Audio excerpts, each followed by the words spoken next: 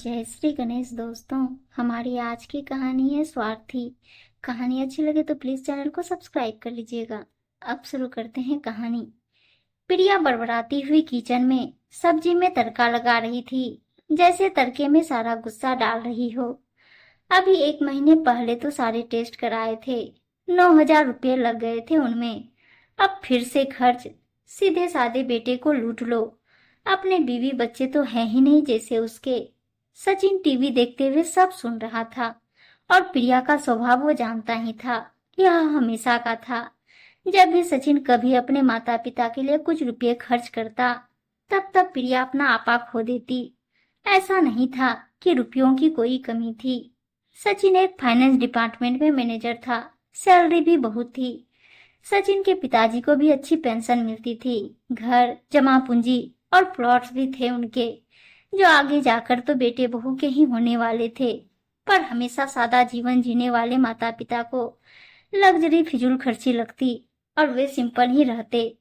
पर हर बेटे की तरह सचिन भी अपने माता पिता को हर खुशी देना चाहता था, हर वो लग्जरी देना चाहता था जिसका वो बच्चों की पढ़ाई लिखाई और दूसरी जिम्मेदारी निभाते हुए कभी लुत्फ नहीं उठा पाए।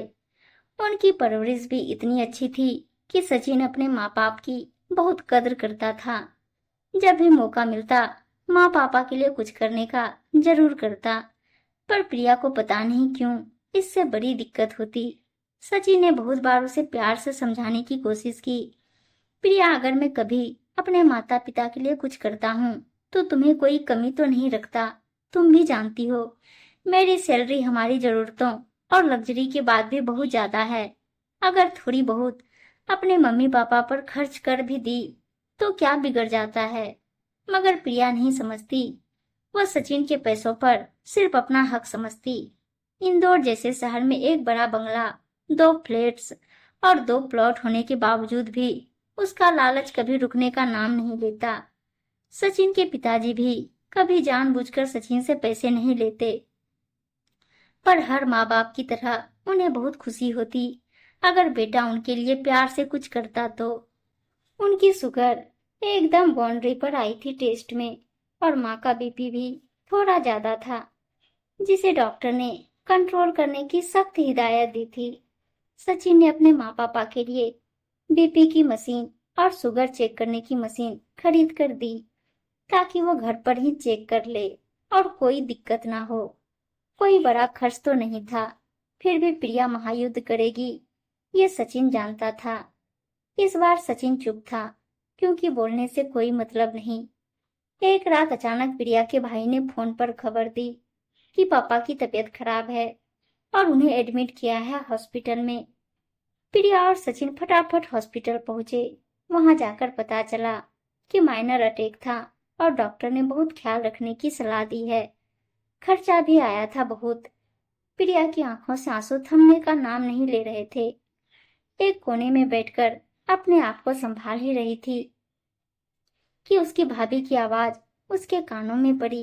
देखो जी, इतने महंगे हॉस्पिटल में लाने की क्या जरूरत थी? कितना लंबा बिल बनेगा? अभी भी समय है, पास वाले हॉस्पिटल में शिफ्ट कर लेते हैं तुम्हारे पापा को। कम से कम अब तो खर्चा बच जाएगा। प्रिया की भाभी गुस्से से बोल रही थी। कैसी बातें कर रही हो? मैं इतना सक्षम हूँ कि अपने पापा का इलाज अच्छे हॉस्पिटल में करा सकता हूँ। कैसी औरत हो तुम? इस मुश्किल घड़ी में सबका सहारा बनने की बजाय ऐसी बातें कर रही हो। प्रिया के भाई ने आग बबूला होकर कहा, हाँ, मैं ही पागल हूँ जो अपने बच्चों के भविष्य के बारे में सोचती हूँ। तुम्हारे माँ बाप को तो बस अपनी पड़ी है, इतना भी नहीं सोचते कि बेटे का भी घर परिवार है। आंखों में आंसू लाते हुए प्रिया की भाभी बोली। भाभी की कड़वी बातें सुनकर प्रिया को अपना कहा याद आ रहा था। वो भी तो सचिन को हमेशा इसी तरह के वाक्य बोलती है अपने सास ससुर के लिए।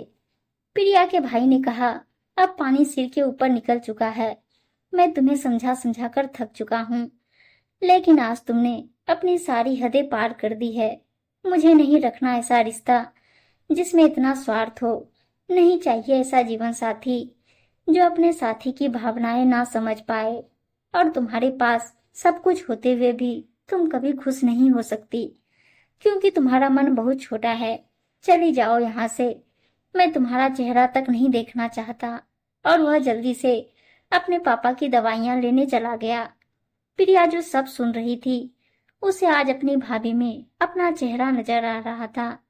उसकी अंतरात्मा से आवाज आई, प्रिया अभी समय है, सुधर जा, इससे पहले कि तू सचिन को हमेशा के लिए खो दे। प्रिया को अपनी की हुई गलती का एहसास हो गया था। फिर प्रिया ने अपनी भाभी को भी समझाया। भाभी अपने किए पर शर्मिंदा थी। उम्मीद है दोस्तों कहानी अच्छी लगी होगी, और अच्छी अच्छी कहानियां सुनने के लिए चैनल को सब्सक्राइब और वीडियो को लाइक शेयर जरूर कर दीजिएगा। धन्यवाद दोस्तों।